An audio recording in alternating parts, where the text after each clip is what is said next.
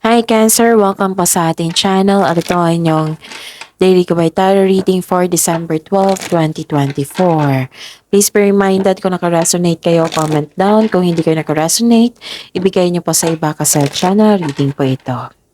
This is for you Cancer ngayong December 12, 2024.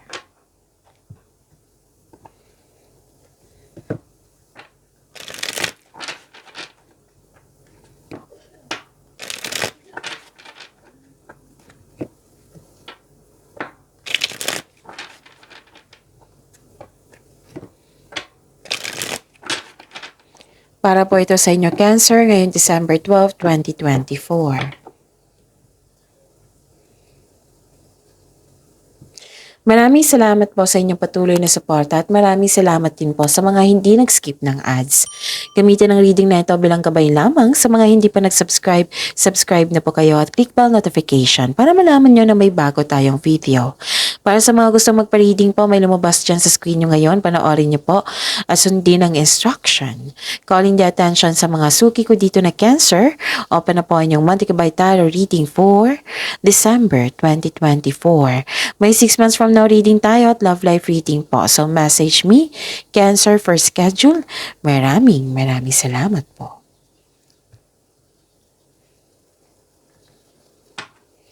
Spirits Guide, mga ganap po para kay Cancer ngayong December 12, 2024. Need 3 cards po.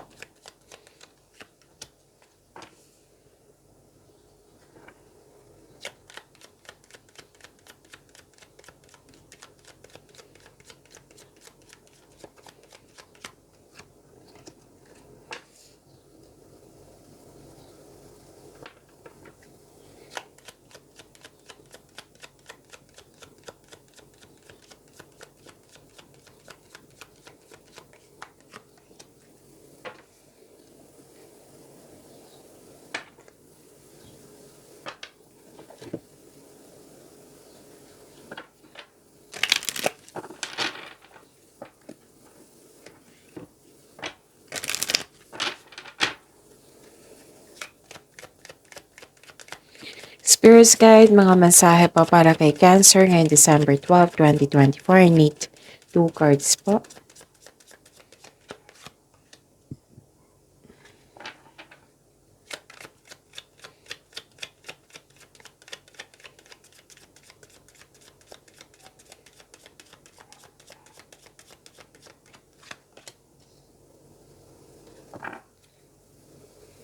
Okay, Cancer.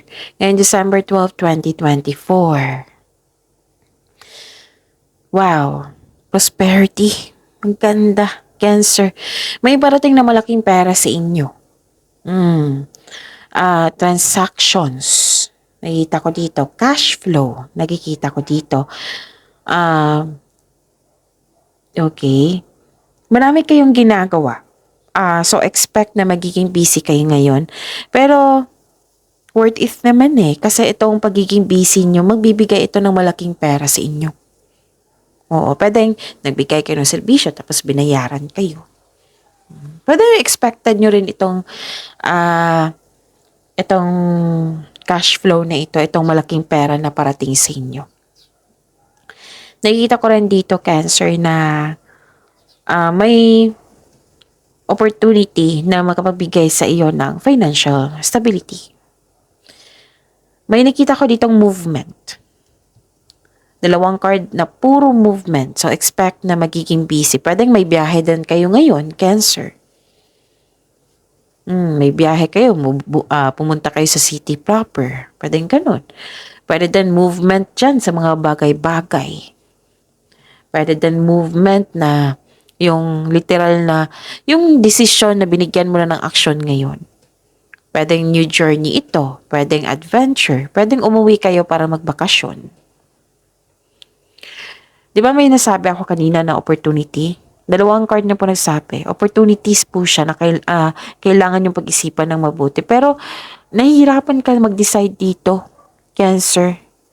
Nabibigatan ka kasi you felt guilty, you felt guilty na may masacrifice. Like for example po ito Cancer, na na kailangan mong iwan yung family mo dito sa Pilipinas para makikipagsapalaran sa abroad. Oo. Tapos, syempre, yung sacrifices niyan na ha- ah, yung moment sa inyong family. Like, for example, may baby ka iniwan or anak na syempre, madaling anong tawag nito? Yung hindi mo masubaybayan yung pag-growing up sa bata. Pwede naman video call. Or ma-homesick kayo, ganon. Pwedeng ganon. Example lang po ito ha. Pwede din na ma-sacrifice mo kasi iwan mo yung girlfriend or boyfriend mo dito sa Pilipinas and you have to move forward kasi para sa future nyo. Pwedeng ganon. Basta may ganap ha na nahihirapan ka, nabibigatan ka. Pwedeng desisyon ito or may sitwasyon dyan na nabibigatan ka. Oo, kasi you felt guilty, you felt sorry, you felt na may sacrifice ka nun. Okay, ang mensahe po. Be bold and confident. Use all of your resources to create your dreams. And feel and allow a deeper sense of peace to fill you now. This is a divine quality. Wow, may blessings na peace of mind. Spirit's Guide. Ano po yung energy ni Cancer ngayong December 12, 2024?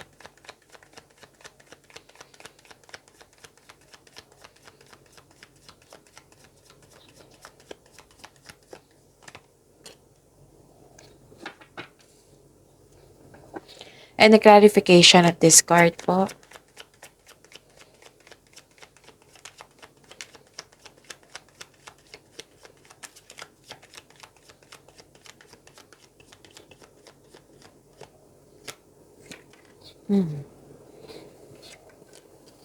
Okay. Sa mga may oras dyan, kung gusto nyo po ha, last 2 weeks I think, basta last week of November po siya, 4 days straight po na video nyo tungkol sa December 2024. So, kung may oras kayo, kung gusto nyo po, panoorin nyo po. At yung Monday po, nakafocus po iyon sa career and money para kay Cancer. So, kung hindi nyo pa napanood, panoorin nyo po kung gusto nyo po. Kung may narinig kayo or may nakita kayong repeating message, meaning to say, pino po siya ng card sa inyo kasi ang ilan sa inyo hindi pa binigyan ng atensyon. Na kung maaari din po, bigyan nyo po ng solusyon at aksyon. Remember, Cancer, at the end of the day, alam mo na ikaw lang taong may kakayahan at responsable na gumawa ng sarili mong katotohanan at kinabukasan. So, ano yung energy, Cancer? Ngayong December 12, 2024, kailangan kong uminom ng tubig. Saglit lang po.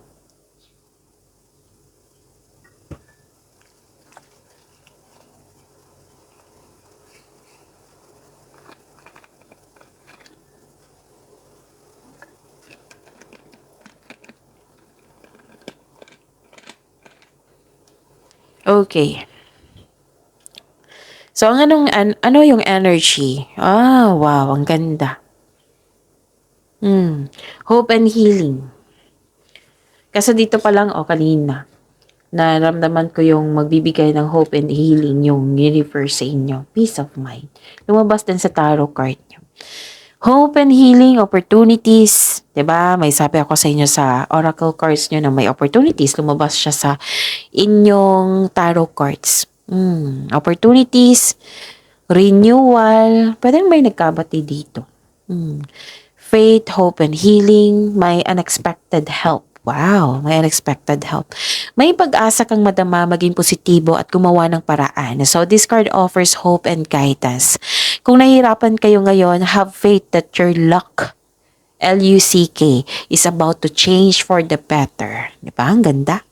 So, maaring ring inspired kayo ngayon sa pag-create ng beauty and style in your home.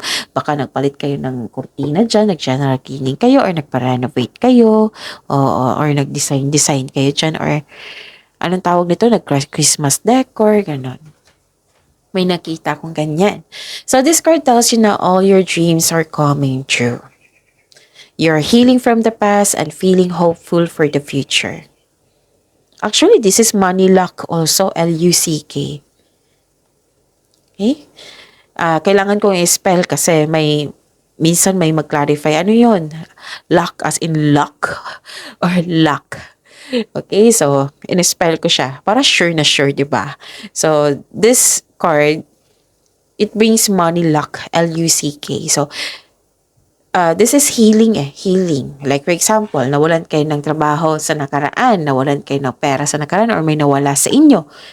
Ngayon, nagkaroon ng healing. May luck swerte, Luck.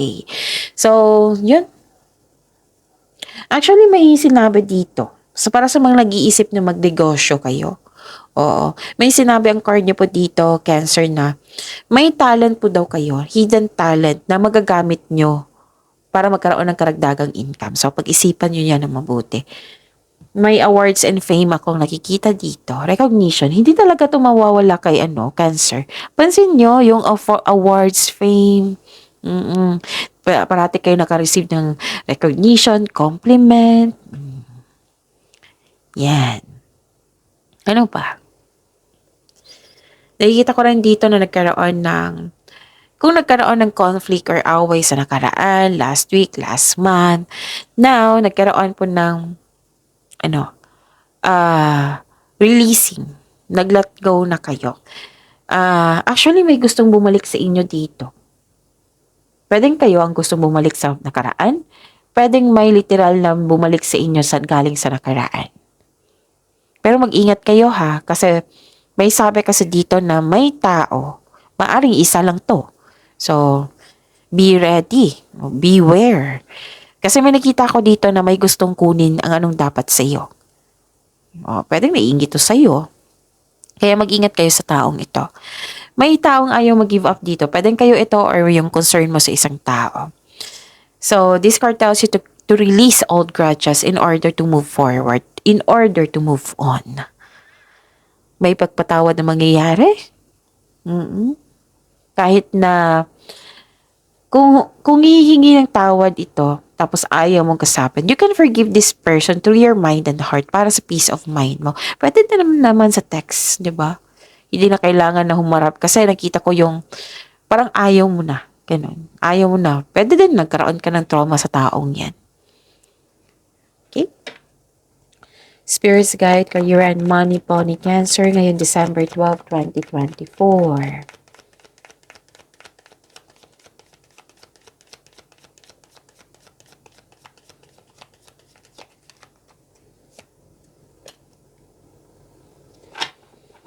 The clarification of this card po.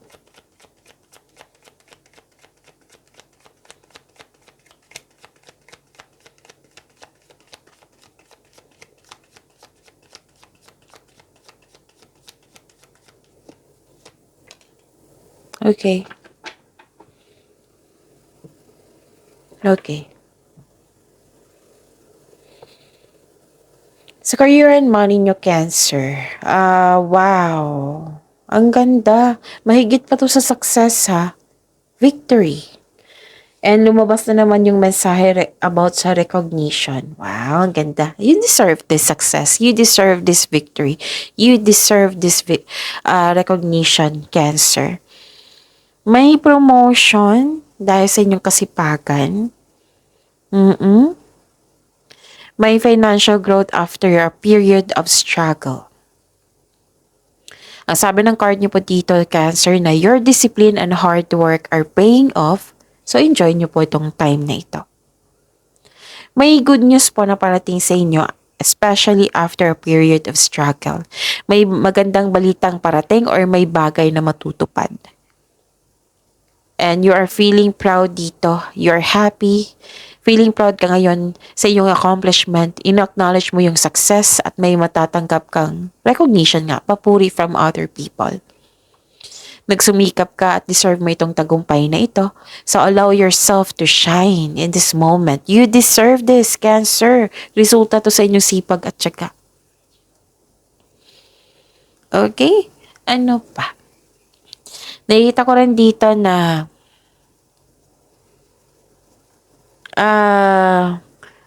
distraction. So, nahihirapan kayo sa isang tao dito Pwedeng naalala nyo to or may tao talagang toxic dyan. You felt exhausted kasi maraming demands. Kaya sabi ng card dito, umiwas mo daw kayo sa taong nagbibigay ng stress sa inyo. Okay? Pwede din naalala nyo ito. So, dito na lang tayo mag-focus sa victory nyo. Okay?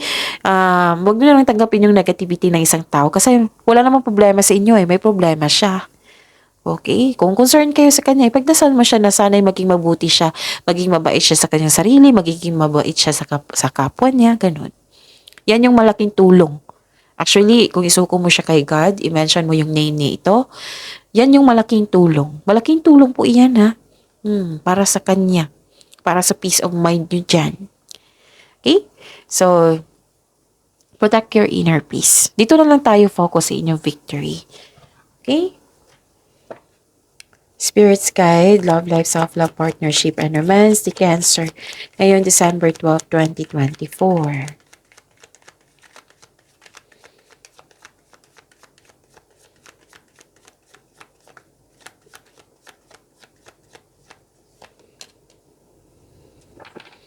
The clarification of this card po.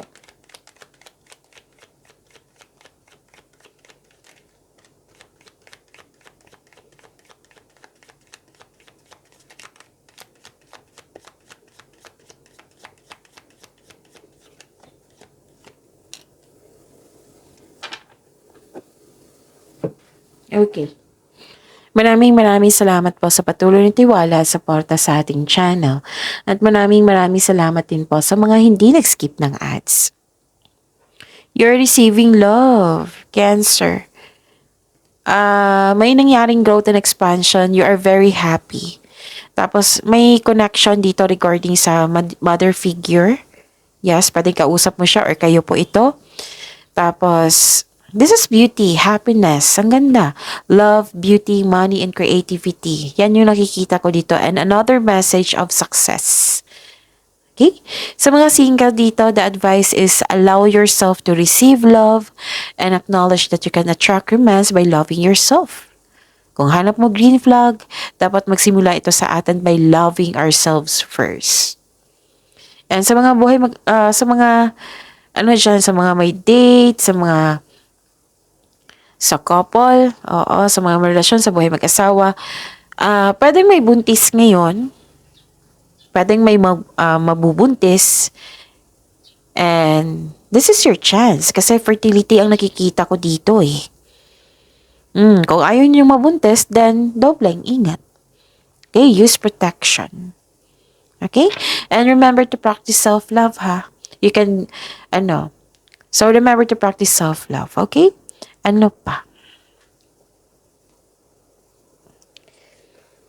Bakit may sama kayo ng loob dito? Naalala nyo sa nakaraan, may nangyari sa nakaraan na sama-sama ang loob mo, Cancer.